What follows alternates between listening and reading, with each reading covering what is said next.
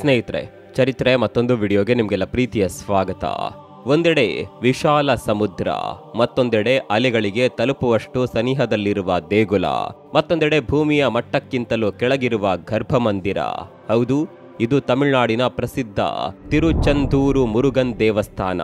ಹಿಂದೂ ದ್ರಾವಿಡ ವಾಸ್ತುಶಿಲ್ಪದ ಅದ್ಭುತ ಮಾದರಿಗಳಲ್ಲಿ ಒಂದಾಗಿರುವ ಈ ದೇಗುಲ ಸಮುದ್ರ ತಟದಲ್ಲಿರುವ ಸುಬ್ರಹ್ಮಣ್ಯನ ಏಕೈಕ ಮಂದಿರವಾಗಿದೆ. ಈ ದೇಗುಲದ ಕುರಿತಂತೆ ಅನೇಕ ದಂತಕಥೆಗಳಿವೆ. ಈ ದೇವಾಲಯವನ್ನ 350 ವರ್ಷಗಳ ಹಿಂದೆ ಬ್ರಿಟಿಷರು ಕೊಳ್ಳೆ ಹೊಡೆದರು ಅಂತ ಹೇಳಲಾಗುತ್ತೆ. ಆದರೆ ಅಸಲಿ ವಿಚಾರ ಅಂದ್ರೆ, ಬ್ರಿಟಿಷರು ಬರುವ ಮುಂಚೆಯೇ ಇದನ್ನ ಡಚ್ಚರು ಆಕ್ರಮಿಸಿಕೊಂಡಿದ್ದರು. ಆಂಗ್ಲರಂತೆ ವ್ಯಾಪಾರಕ್ಕೆಂದು ಬಂದಿದ್ದ ನೆದರ್ಲ್ಯಾಂಡ್ನ ಡಚ್ಚರು ಈ ದೇವಾಲಯವನ್ನ ಅಕ್ಷರಶಃ ಲೂಟಿ ಮಾಡಿದ್ದರು. ಕೊನೆಗೆ ಕಾರ್ತಿಕೇಯನ ಪಂಚಲೋಹದ ಮೂರ್ತಿಯನ್ನ ಸಹ ಸಮುದ್ರ ಮಾರ್ಗದ ಮೂಲಕ ಹೊತ್ತೊಯ್ಯುವ ಪ್ರಯತ್ನ ಮಾಡಿದ್ದರು. ಆದರೆ ದೈವಶಕ್ತಿ ಡಚ್ಚರಿಗೆ ಬುದ್ಧಿ ಕಲಿಸಿತ್ತು. ಭೂಮಿಯ ಮೇಲೆ ತನ್ನ ಇರುವಿಕೆಯನ್ನ ಮುರುಗನ್ ತೋರಿಸಿಕೊಟ್ಟಿದ್ದ. ದೈವಲೀಲೆಯ ಮುಂದೆ ಡಚ್ಚರು ಗಾಳಿಪಟವಾಗಿದ್ದರು. ಇಂದಿನ ಈ ವಿಡಿಯೋದಲ್ಲಿ ತಿರುಚಂದೂರು ಮುರುಗನ್ ದೇವಾಲಯದ ಇತಿಹಾಸ, ಸ್ಥಳ ಮಹಿಮೆ ಹಾಗೂ ದೈವಲೀಲೆಯ ಕುರಿತಂತೆ ತಿಳಿಯೋಣ.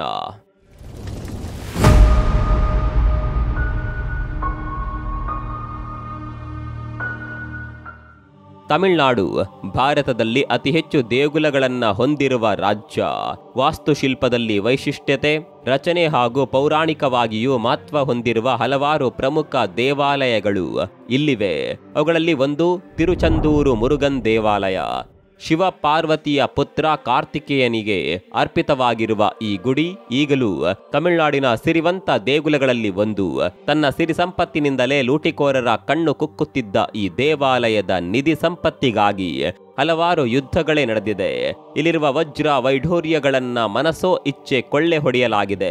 ನಿಮ್ಗೊತ್ತಿರ್ಲಿ, ಈಗಲೂ ದೇಗುಲದ ಹಲವೆಡೆ ಆಕ್ರಮಣಕಾರರು ನಿಧಿ ತೆಗೆದ ಅವಶೇಷಗಳು ಇದೆ ಅಂತಾನೆ ನಂಬಲಾಗುತ್ತೆ. ಹಿಂದೂ ಪುರಾಣ ನಂಬಿಕೆಗಳ ಪ್ರಕಾರ ಸುಬ್ರಹ್ಮಣ್ಯ ಸ್ವಾಮಿಯ 6 ನಿವಾಸಗಳ ಪೈಕಿ ಈ ತಿರುಚಂದೂರು ಕೂಡ ಒಂದಾಗಿದೆ. ಇದು ಮುರುಗನ್ ಸ್ವಾಮಿಯ 2ನೇ ನಿವಾಸವಾಗಿದ್ದು, ಮೊದಲೇ ಹೇಳಿದಂತೆ ಸಮುದ್ರ ತಟದಲ್ಲಿರುವ ಏಕೈಕ ಬಾಲಸುಬ್ರಹ್ಮಣ್ಯನ ದೇಗುಲವಾಗಿದೆ. ಐತಿಹಾಸಿಕವಾಗಿಯೂ ಗಮನ ಸೆಳೆಯುವ ಈ ಗುಡಿ ಸುಮಾರು 2000 ವರ್ಷಗಳ ಹಿಂದಿನದ್ದು ಎನ್ನಲಾಗಿದೆ. ತಮಿಳಿನ ಪ್ರಮುಖ ಸಂಗಮ ಸಾಹಿತ್ಯದಲ್ಲಿ ದೇಗುಲದ ಕುರಿತು ಉಲ್ಲೇಖವಿದೆ. ಖುದ್ದು ಶಂಕರಾಚಾರ್ಯರೇ ಸ್ವಾಮಿಯ ಕುರಿತು ಶ್ಲೋಕ ರಚಿಸಿದ್ದಾರೆ.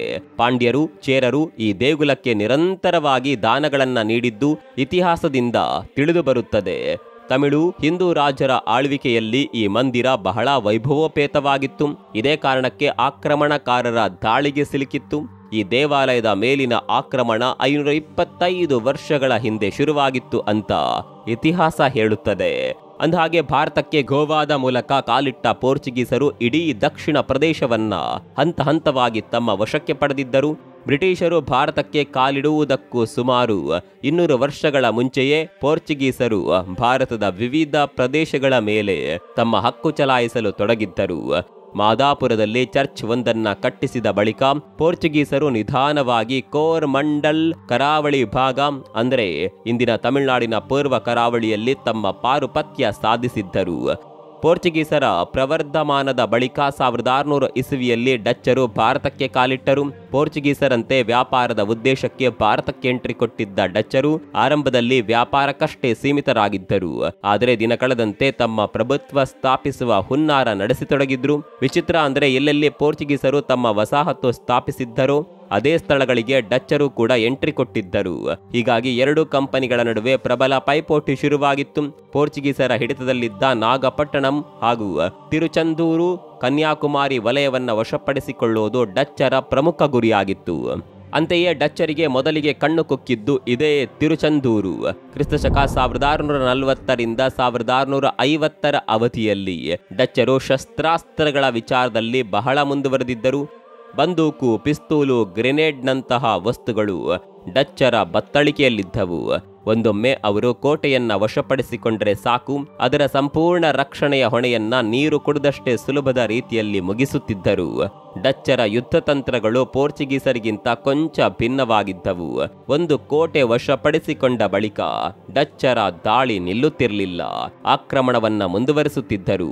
ಶತ್ರು ಬಲಹೀನನಾದಾಗಲೇ ಹೊಡೆಯಬೇಕು ಎನ್ನುವ ಯುದ್ಧ ತಂತ್ರವನ್ನ ಡಚ್ಚರು ಬಹಳ ಕಟ್ಟುನಿಟ್ಟಾಗಿ ಅನುಸರಿಸುತ್ತಿದ್ದರು. ಹೀಗಾಗಿ ಸ್ಥಳೀಯ ತಮಿಳರು ಡಚ್ಚರನ್ನ ಉಲಂತರ್ ಪಡೈ ಎಂದು ಕರೆಯುತ್ತಿದ್ದರು. ಡಾಕ್ಟರ್ ಕಲ್ಯಾಣ ಸುಂದರಂ ಅವರು ತಿರುಚಂದೂರು ಪುಸ್ತಕದಲ್ಲಿ ಈ ಕುರಿತು ಉಲ್ಲೇಖಿಸಿದ್ದಾರೆ.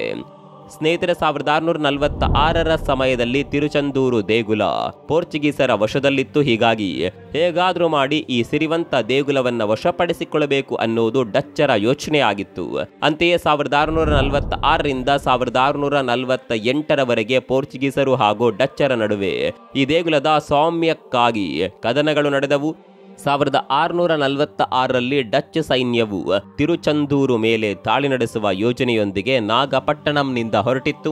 ಆದರೆ ಸ್ಥಳೀಯ ತಿರುಚಂದೂರು ರಾಜ ನಾಯಕರು ಪೋರ್ಚುಗೀಸರೊಂದಿಗೆ ಒಪ್ಪಂದ ಮಾಡಿಕೊಂಡಿದ್ದರು. ಹೀಗಾಗಿ ನಾಯಕರ್ ಸೇನೆಯೊಂದಿಗೆ ಪೋರ್ಚುಗೀಸರ ಸೈನ್ಯ ಡಚ್ಚರೊಂದಿಗೆ ಕಾದಾಟ ನಡೆಸಿತು. ಅಂತಿಮವಾಗಿ ಡಚ್ ಸೈನ್ಯ ಸೋತು ಲಂಕೆಗೆ ಪಲಾಯನಗೈದಿತು. ಇಲ್ಲಿಗೆ ಈ ದಾಳಿ ಸಮಾಪ್ತಿಯಾಯಿತು ಅಂದುಕೊಳ್ಳಲಾಗಿತ್ತು. ಆದರೆ ಡಚ್ಚರು ಇಷ್ಟಕ್ಕೆ ಸುಮ್ಮನಾಗುವವರಾಗಿರಲಿಲ್ಲ. ಶ್ರೀಲಂಕೆಯ ಕರಾವಳಿಯಲ್ಲಿ ನೆಲೆ ನಿಂತ ಡಚ್ಚರು ಮತ್ತಷ್ಟು ಸದೃಢ ಸೈನ್ಯ ಕಟ್ಟಿಕೊಂಡು ತಿರುಚಂದೂರಿನ ಮೇಲೆ ಮುಗಿಬಿದ್ದರು. 1649ರಲ್ಲಿ ಸುಮಾರು 616 ಸೈನಿಕರೊಂದಿಗೆ ತಿರುಚಂದೂರಿನ ಮನಪಾಡು ಬೀಚ್ಗೆ ಬಂದಿಳಿದರು. ವಿಚಿತ್ರ ಅಂದ್ರೆ ಆರಂಭದಲ್ಲಿ ದೇವಸ್ಥಾನದಲ್ಲಿ ಉಳಿದುಕೊಳ್ಳಲು ಜಾಗ ನೀಡುವಂತೆ ಕೇಳಿಕೊಂಡಿದ್ದ ಡಚ್ ಸೈನ್ಯ ದೇಗುಲದ ಒಳಗೆ ಪ್ರವೇಶಿಸುತ್ತಿದ್ದಂತೆ ಇಡೀ ದೇವಾಲಯವನ್ನ ವಶಕ್ಕೆ ಪಡೆದು ತನ್ನ ವರಸೆ ತೋರಿಸಿತ್ತು. ಏಕಾಏಕಿ ಉಂಟಾದ ಈ ಪರಿಸ್ಥಿತಿಯಿಂದ ತಿರುಚಂದೂರು ಜನ ಕಂಗಾಲಾದ್ರು. ಅನಾದಿ ಕಾಲದಿಂದಲೂ ಪೂಜಿಸಿಕೊಂಡು ಬರುತ್ತಿದ್ದ ಸ್ವಾಮಿಗೆ ಪೂಜೆ ನಿಲ್ಲುವಂತಾಯಿತು. ಇದು ಊರಿನ ಜನರನ್ನ ಗಲಿಬಿಲಿಗೊಳಿಸಿತು. ಜನರೆಲ್ಲ ಸೇರಿ ರಾಜ ನಾಯಕರ್ ಅವರಿಗೆ ಡಚ್ಚರ ಪಿತೂರಿಯನ್ನ ತಿಳಿಸಿ ಸಹಾಯ ಯಾಚಿಸಿದ್ರು. ಸ್ನೇಹಿತರೆ, ಮೊದಲೇ ಹೇಳಿದಂತೆ ಈ ಮುರುಗನ್ ದೇವಾಲಯ ಸಮುದ್ರಕ್ಕೆ ಅಂಟಿಕೊಂಡೇ ಇದೆ. ಹೀಗಾಗಿ ಮಂದಿರ ವಶಪಡಿಸಿಕೊಂಡರೆ ತಿರುಚಂದೂರನ್ನ ವಶಪಡಿಸಿಕೊಳ್ಳುವುದು ಸುಲಭವೆಂದೇ ಡಚ್ಚರು ಭಾವಿಸಿ ಕಾರ್ಯಕ್ಕೆ ಇಳಿದಿದ್ರು. ದೇಗುಲದಲ್ಲಿ ಉಳಿದುಕೊಂಡಿದ್ದ ಡಚ್ಚರನ್ನ ಹೊರಹಾಕಲು ರಾಜ ನಾಯಕರ್ ತನ್ನ ಪ್ರತಿನಿಧಿಯನ್ನ ದೇವಾಲಯಕ್ಕೆ ಕಳಿಸ್ತಾರೆ. ಆದರೆ ಹಠಮಾರಿ ಡಚ್ಚರು ರಾಜನ ಮನವಿ ತಿರಸ್ಕರಿಸಿದ್ರಲ್ಲದೆ ಯುದ್ಧಕ್ಕೆ ಆಹ್ವಾನ ನೀಡಿದ್ರು. ಫೆಬ್ರವರಿ 1649ರಲ್ಲಿ ತಿರುಚಂದೂರು ಸಮುದ್ರ ತೀರದಲ್ಲಿ ಘೋರ ಕದನ ನಡೆಯಿತು. 4 ಆನೆ, 50 ಕುದುರೆ ಹಾಗೂ 500 ಕಾಲ್ದಳದೊಂದಿಗೆ ಯುದ್ಧ ನಡೆಯಿತು. ಅಂತಿಮವಾಗಿ ಡಚ್ಚರು ಕೊಂಚ ಹಿನ್ನಡೆ ಅನುಭವಿಸಿದರು. 2 ಕಡೆ ಸಾವು ನೋವುಗಳಾಗಿದ್ದವು. ಡಚ್ಚರಿಗೆ ಮತ್ತೊಂದು ಹಿನ್ನಡೆ ಎನ್ನುವಂತೆ ಡಚ್ ಸೈನ್ಯದಲ್ಲಿದ್ದ ಶ್ರೀಲಂಕಾ ಸೈನಿಕರು ಯುದ್ಧದಿಂದ ಹಿಂದೆ ಸರಿದರು. ಅಂತಿಮವಾಗಿ ಮಾರ್ಚ್ 1, 1649ರಲ್ಲಿ ಡಚ್ ಗವರ್ನರ್ ಜನರಲ್ ಜೊಹಾನ್ ದೇಗುಲವನ್ನ ಬಿಟ್ಟುಕೊಡುವ ವಿಚಾರವಾಗಿ ರಾಜನ ಮುಂದೆ ಪ್ರಸ್ತಾಪವೊಂದನ್ನ ಇಟ್ಟರು. ತಮ್ಮ ಸೈನ್ಯ ದೇಗುಲವನ್ನ ಬಿಟ್ಟು ಹೊರಡುತ್ತೆ, ಆದರೆ ತಮಗೆ ಸಂಪತ್ತಿನ ಭಾಗ ನೀಡಬೇಕು ಅಂತ ಚೌಕಾಶಿ ನಡೆಸಿದ್ರು. ಹೀಗೆ ಸಂಧಾನ ಒಪ್ಪಂದ ನಡೆದು ಡಚ್ ಸೈನ್ಯ ದೇಗುಲವನ್ನ ತೆರವು ಮಾಡಲು ಒಪ್ಪಿಕೊಂಡಿತು. ಆದರೆ ಡಚ್ ಸೈನ್ಯ ದೇವಾಲಯದಿಂದ ಹೊರಡುವಾಗ ಸುಮ್ಮನೆ ಹೋಗಲಿಲ್ಲ. ಮಂದಿರದಲ್ಲಿದ್ದ ಪುರಾತನ ಪಂಚಲೋಹದ ಮೂಲ ಉತ್ಸವ ಮೂರ್ತಿಯನ್ನ ಹೊತ್ತೊಯ್ಯಿತು. ಸ್ನೇಹಿತರೆ, ಡಚ್ ಸೈನ್ಯ ಹೀಗೆ ಮೂರ್ತಿ ಹೊತ್ತೊಯ್ಯಲು ಕಾರಣವಿತ್ತು. ಈ ಒಪ್ಪಂದದ ಪ್ರಕಾರ ಸಂಪತ್ತು ಪಾವತಿಗಾಗಿ ಮೂರ್ತಿಯನ್ನ ಅಡವಿಟ್ಟುಕೊಳ್ಳಲಾಗಿತ್ತು. ಅಸಲಿಗೆ ಡಚ್ಚರು ಮೈಲಾಪುರ, ನಾಗಪಟ್ಟಣಂ ವಶಪಡಿಸಿಕೊಂಡಿದ್ದರು. ತಿರುಚಂದೂರು ಅಭೇದ್ಯವಾಗಿಯೇ ಉಳಿದಿತ್ತು. ಇದಕ್ಕೆ ಕಾರಣ ಆ ಊರಿನ ಜನ ದೇವರ ಮೇಲೆ ಇಟ್ಟಿರುವ ನಂಬಿಕೆ. ಹೀಗಾಗಿ ಡಚ್ಚರು ದೇವರ ಮೂರ್ತಿಯನ್ನೇ ಅಪಹರಿಸಿದ್ದರು. ರಾಜ ನಾಯಕರಿಗೆ ತಿಳಿಯದಂತೆ ಈ ತಂತ್ರ ಹೂಡಲಾಗಿತ್ತು. ಯಾವಾಗ ದೇಗುಲದಲ್ಲಿ ಉತ್ಸವ ಪ್ರತಿಮೆ ಕಾಣಲಿಲ್ಲವೋ ಆ ವಿಚಾರ ಇಡೀ ಪ್ರಾಂತ್ಯದಲ್ಲಿ ಬಿರುಗಾಳಿಯಂತೆ ಹಬ್ಬಿತು. ಆಗಿನ ಸಮಯದಲ್ಲಿ ದೇಗುಲದ ಮೂರ್ತಿ ಕಳುವಾಗುವುದು ರಾಜ್ಯಾಧಿಕಾರ ದುರ್ಬಲವಾಗುವ ಸಂಕೇತ ಎಂದೇ ಹೇಳಲಾಗ್ತಾ ಇತ್ತು. ಇದನ್ನ ರಾಜನ ನೈತಿಕ ಸೋಲು ಅಂತಾಲೇ ಜನ ಪರಿಭಾವಿಸುತ್ತಿದ್ದರು. ಹೀಗಾಗಿ ರಾಜ ನಾಯಕರ್ ಇದರಿಂದ ಚಿಂತಿತರಾಗಿದ್ರು. ಯಾವುದೇ ಬೆಲೆ ತೆತ್ತಾದರೂ ಮೂರ್ತಿಯನ್ನ ವಾಪಸ್ ತರಲೇಬೇಕಿತ್ತು. ಅಂತಿಮವಾಗಿ 1650ರಲ್ಲಿ ವಡಮಲಯ್ಯಪ್ಪ ಪಿಳ್ಳೈ ಎಂಬ ಧರ್ಮಾಧಿಕಾರಿ, ನಾರಾಯಣ ಮೊದಲಿಯಾರ್ ಸೇರಿದಂತೆ ಇತರ 4 ಸಹಚರರೊಂದಿಗೆ ಶ್ರೀಲಂಕಾಗೆ ತೆರಳಿ ಡಚ್ಚರೊಂದಿಗೆ ಸಂಧಾನ ನಡೆಸಿ ಪ್ರತಿಮೆಯನ್ನ ವಾಪಸ್ ತಂದರು ಅಂತ ಹೇಳಲಾಗುತ್ತೆ. ಇನ್ನು ಇದಕ್ಕಿಂತ ಭಿನ್ನವಾಗಿರುವ ಮತ್ತೊಂದು ದಂತಕಥೆಯು ಈ ವಿಚಾರದಲ್ಲಿ ಚಾಲ್ತಿಯಲ್ಲಿದೆ. ಅಂದಹಾಗೆ ಅಂದು ಯುದ್ಧದಲ್ಲಿ ಡಚ್ ಸೈನ್ಯ ಸೋಲನ್ನೊಪ್ಪದಿದ್ದರೂ ಒಂದು ರೀತಿ ಹಿನ್ನಡೆ ಅನುಭವಿಸಿತ್ತು. ಹೀಗಾಗಿಯೇ ಡಚ್ ಸೈನ್ಯ ಸಂಪತ್ತಿನ ಬೇಡಿಕೆ ಇಟ್ಟು ದೇಗುಲದಿಂದ ಹೊರಹೋಗಲು ನಿರ್ಧರಿಸಿತ್ತು. ಅಂದುಕೊಂಡಂತೆ ಡಚ್ ಸೈನ್ಯವೇನೋ ಮಂದಿರ ತೆರವುಗೊಳಿಸಿತ್ತು. ಆದರೆ ಉತ್ಸವ ಮೂರ್ತಿಯನ್ನ ಜನರಿಗೆ ಗೊತ್ತಾಗದಂತೆ ಕಳವು ಮಾಡಿತ್ತು. ಡಚ್ ಸೈನ್ಯವೇನೋ ಮೂರ್ತಿ ಸಿಕ್ಕ ಖುಷಿಯಲ್ಲಿ ಶ್ರೀಲಂಕಾ ಮಾರ್ಗವಾಗಿ ಹಡಗಿನಲ್ಲಿ ಪ್ರಯಾಣ ಬೆಳೆಸಿತ್ತು. ಆದರೆ ಷಣ್ಮುಗ ಸ್ವಾಮಿ ಸುಮ್ಮನಿರಲಿಲ್ಲ. ಡಚ್ ಸೈನ್ಯ ಹೋಗುತ್ತಿದ್ದ ಸಾಗರ ಮಾರ್ಗದಲ್ಲಿ ಇದ್ದಕ್ಕಿದ್ದಂತೆ ಚಂಡಮಾರುತ ಬೀಸಿತು. ಜೋರಾಗಿ ಗಾಳಿ ಮಳೆಯೊಂದಿಗೆ ಹಡಗು ನಡೆಸೋದೇ ಕಷ್ಟವಾಯಿತು. ಸುನಾಮಿಯಂತೆ ಆಳೆತ್ತರದ ಅಲೆಗಳು ಬರಲು ಪ್ರಾರಂಭಿಸಿದವು. ಈ ಘಟನೆಯಿಂದಾಗಿ ಇಡೀ ಸೈನ್ಯದಲ್ಲಿ ಅಲ್ಲೋಲ ಕಲ್ಲೋಲ ಸ್ಥಿತಿ ಸೃಷ್ಟಿಯಾಯಿತು. ಅಲ್ಲಿದ್ದ ಡಚ್ ಸೈನಿಕರಿಗೆ ತಮ್ಮ ತಪ್ಪಿನ ಅರಿವಾಗಿತ್ತು. ಕೂಡಲೇ ಅವರು ಆ ಉತ್ಸವ ಮೂರ್ತಿಯನ್ನ ಸಮುದ್ರದಲ್ಲಿ ಎಸೆದರು. ಹೀಗೆ ಮಾಡಿದ ಅರ್ಧ ಗಂಟೆಯಲ್ಲೇ ಚಂಡಮಾರುತದ ಪರಿಣಾಮ ಕಡಿಮೆಯಾಗಿ ಇಡೀ ಡಚ್ ಸೈನ್ಯ ಸುರಕ್ಷಿತವಾಗಿ ದಡ ಮುಟ್ಟುವಂತಾಯಿತು. ಇನ್ನು ಅತ್ತ ತಿರುಚಂದೂರು ದೇಗುಲದಲ್ಲಿ ಮೂರ್ತಿ ಕಳವು ಆಗಿರುವ ವಿಚಾರ ಜನರಲ್ಲಿ ಕಳವಳ ಹುಟ್ಟಿಸಿತ್ತು. ಇಡೀ ಪ್ರಾಂತ್ಯದಲ್ಲಿ ಇದು ಭವಿಷ್ಯದ ಕೇಡುಗಾಲವೆಂದೇ ಜನ ಮಾತನಾಡಲು ಪ್ರಾರಂಭಿಸಿದ್ರು. ಆದರೆ ಅದೊಂದು ದಿನ ಮುರುಗನ್ನ ಕಟ್ಟ ಭಕ್ತ ವಡಮಲಿಯಪ್ಪ ಪಿಳ್ಳೈ ಅವರಿಗೆ ಕನಸೊಂದು ಬಿದ್ದಿತು. ಆ ಕನಸಿನಲ್ಲಿ ಖುದ್ದು ಷಣ್ಮುಗ ಸ್ವಾಮಿ ಬಂದು ವಿಗ್ರಹ ತ್ಯಜಿಸಲಾದ ಸ್ಥಳವನ್ನ ಬಹಿರಂಗಪಡಿಸಿದ್ರು. ಸಮುದ್ರದ ಯಾವ ಸ್ಥಳದಲ್ಲಿ ಹಕ್ಕಿಯೊಂದು ಸತತ ಸುತ್ತು ಹಾಕುತ್ತಿರುತ್ತದೆಯೋ ಆ ಸ್ಥಳದಲ್ಲಿ ಪ್ರತಿಮೆ ಇರುತ್ತದೆ ಅಂತ ಸೂಚ್ಯವಾಗಿ ಹೇಳಲಾಗಿತ್ತು.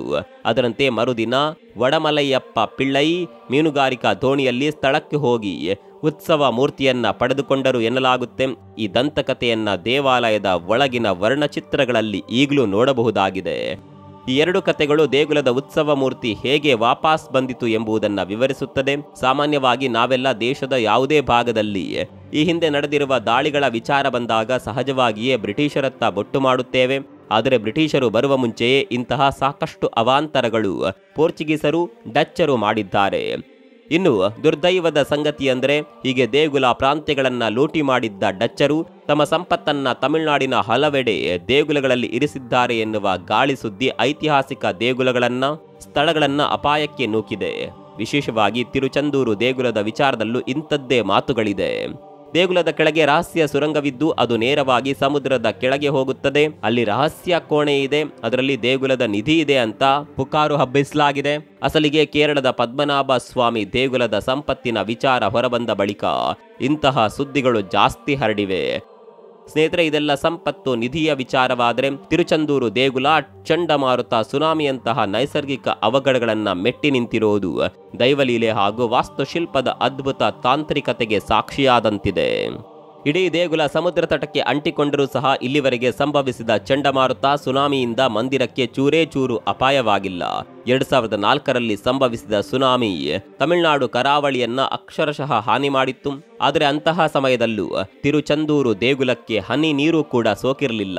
ಬಹುಶಃ ಇದು ಸುಬ್ರಹ್ಮಣ್ಯ ಸ್ವಾಮಿಯ ದೈವಲೀಲೆ ಅಂತಾಲೇ ಭಕ್ತರು ಭಾವಿಸ್ತಾರೆ. ಅಲ್ಲದೆ ಇದು ವಾಸ್ತುವಿಜ್ಞಾನದ ಅದ್ಭುತವೆಂದೇ ಜನಸಾಮಾನ್ಯರು ಮಾತನಾಡಿಕೊಳ್ಳುತ್ತಾರೆ. ಈ ದೇವಸ್ಥಾನ ನೋಡಿದವರಿಗೆ ಅದರ ವಾಸ್ತುವಿನ್ಯಾಸದ ಅರಿವು, ಸ್ಥಳದ ಪ್ರಾಮುಖ್ಯತೆ ಬಹು ಬೇಗನೆ ಅರ್ಥವಾಗುತ್ತೆ. ಹಾಗಿದೆ ದೇಗುಲದ ಸ್ಥಳ. ಮೊದಲೇ ಹೇಳಿದ ಹಾಗೆ ಸಮುದ್ರ ತೀರದ ಬಳಿ ನಿರ್ಮಿಸಲಾದ ಈ ದೇವಾಲಯವು ಉತ್ತರದಿಂದ ದಕ್ಷಿಣಕ್ಕೆ 299 ಅಡಿ ಹಾಗೂ ಪೂರ್ವದಿಂದ ಪಶ್ಚಿಮಕ್ಕೆ 213 ಅಡಿ ಅಳತೆ ಹೊಂದಿದೆ. ಇನ್ನು 9 ಹಂತದ ರಾಜಗೋಪುರ ದ್ವಾರವನ್ನ ದೇಗುಲ ಹೊಂದಿದ್ದು ಇದು ಸುಮಾರು 157 ಅಡಿ ಎತ್ತರವಿದೆ. ವಿಶೇಷ ಅಂದರೆ ಪ್ರಧಾನ ದ್ವಾರವು ದಕ್ಷಿಣಕ್ಕೆ ಮುಖ ಮಾಡಿದೆ. ಸ್ನೇಹಿತರೆ, ಈ ತಿರುಚಂದೂರು ಸ್ಥಳದ ಕುರಿತು ಪುರಾಣಗಳಲ್ಲೂ ಉಲ್ಲೇಖವಿದೆ. ಶಿವಸ್ಕಂದ ಪುರಾಣದಲ್ಲಿ ಇದನ್ನ ಸ್ಪಷ್ಟವಾಗಿ ಉಲ್ಲೇಖಿಸಲಾಗಿದೆ.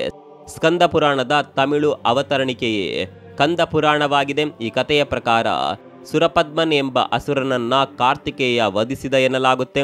ಅಂದಹಾಗೆ ಶಿವನ ಕುರಿತು ಘೋರ ತಪಸ್ಸು ಮಾಡಿದ ಋಷಿ ಕಶ್ಯಪರ ಮಗನಾದ ಸುರಪದ್ಮನು 108 ಯುಗಗಳ ಕಾಲ ಬದುಕುವ ಮತ್ತು 1800 ಲೋಕಗಳನ್ನ ಆಳುವ ವರ ಪಡೆಯುತ್ತಾನೆ. ಬೇರೆ ಅಸುರ ಕಥೆಗಳಲ್ಲಿ ಬರುವಂತೆ ಇಲ್ಲಿಯೂ ಸಹ ಸುರಪದ್ಮನು ವರ ಪಡೆದ ಬಳಿಕ ಲೋಕಕಂಟಕನಾಗುತ್ತಾನೆ. ಇಡೀ ದೇವಲೋಕವೇ ಇದರಿಂದ ಭೀತಿಗೊಳಗಾಗುತ್ತೆ. ಒಂದು ಹಂತದಲ್ಲಿ ಇಂದ್ರನ ಪತ್ನಿ ಇಂದ್ರಾಣಿಯನ್ನ ಸಹ ಸುರಪದ್ಮನು ಬಯಸಲು ಪ್ರಾರಂಭಿಸುತ್ತಾನೆ. ಕೊನೆಗೆ ದೇವತೆಗಳೆಲ್ಲ ಶಿವಪುತ್ರನಾದ ಕಾರ್ತಿಕೇಯನನ್ನ ಪ್ರಾರ್ಥಿಸುತ್ತಾರೆ. ಆಗ ಮುರುಘ ಸ್ವಾಮಿಯು ಸುರಪದ್ಮನ ಮೇಲೆ ಯುದ್ಧ ಸಾರುತ್ತಾನೆ. ಇಬ್ಬರ ನಡುವೆಯೂ ಘನಘೋರ ಕದನ ನಡೆಯುತ್ತೆ. ವಿಚಿತ್ರ ಅಂದರೆ ಸುರಪದ್ಮನು ಸೋತರೂ ಸೋಲನ್ನ ಒಪ್ಪಿಕೊಳ್ಳಲಾಗದೆ ಮಾವಿನ ಮರವಾಗಿ ಸಮುದ್ರಕ್ಕೆ ಹಾರುತ್ತಾನೆ. ಆಗ ಕಾರ್ತಿಕೇಯನು ಮರವನ್ನ 2 ತುಂಡುಗಳಾಗಿ ಕತ್ತರಿಸುತ್ತಾನೆ. ಹೀಗೆ ಕತ್ತರಿಸಿದ 2 ತುಂಡುಗಳಲ್ಲಿ ಒಂದು ತುಂಡು ನವಿಲಾಗಿ ಕಾರ್ತಿಕೇಯನ ವಾಹನವಾಗುತ್ತದೆ. ಹಾಗೆ ಸುರಪದ್ಮನನ್ನ ವಧಿಸಿದ ಸ್ಥಳವೇ ಈ ತಿರುಚಂದೂರು ಎನ್ನಲಾಗುತ್ತೆ. ಪ್ರತಿ ವರ್ಷ ಸುರಪದ್ಮನ ಸಂಹಾರದ ದಿನವನ್ನ ಇಲ್ಲಿ ತೈಪೂಸಂ ಹಬ್ಬವಾಗಿ ಆಚರಿಸಲಾಗುತ್ತೆ. ಹೀಗೆ ತಿರುಚಂದೂರು ಪುರಾಣ ಪ್ರಸಿದ್ಧ ಯಾತ್ರಾ ಕ್ಷೇತ್ರವಾಗಿ, ವಿದೇಶಿಗರ ದಾಳಿಯನ್ನ ಸಹಿಸಿಕೊಂಡ ವಿಶಿಷ್ಟ ಸ್ಥಳವಾಗಿ, ಐತಿಹಾಸಿಕ ಪಳಿಯುಳಿಕೆಯಾಗಿ, ಹಾಗೆಯೇ ಪ್ರಾಕೃತಿಕ ಅವಘಡಗಳನ್ನು ಸಹಿಸಿಕೊಳ್ಳುವ ನೆಲವಾಗಿ ಗಮನ ಸೆಳೆಯುತ್ತದೆ. ಒಟ್ಟಿನಲ್ಲಿ ತಿರುಚಂದೂರು ತನ್ನ ದೈವಿಕ ನೆಲೆ ಹಾಗೂ ಸಹಜ ನಿಸರ್ಗ ಸೌಂದರ್ಯದಿಂದಾಗಿ ಸದಾ ಆಕರ್ಷಣೀಯ ತಾಣವಾಗಿದೆ. ನೀವೇನಾದರೂ ತಮಿಳುನಾಡಿಗೆ ಪ್ರವಾಸಕ್ಕೆ ಹೊರಟ್ರೆ ಈ ದೇಗುಲಕ್ಕೆ ಭೇಟಿ ನೀಡೋದನ್ನು ಮರೆಯಬೇಡಿ. ಈ ಬಗ್ಗೆ ನಿಮ್ಗೆ ಏನನ್ಸುತ್ತೆ ಕಾಮೆಂಟ್ ಮಾಡಿ.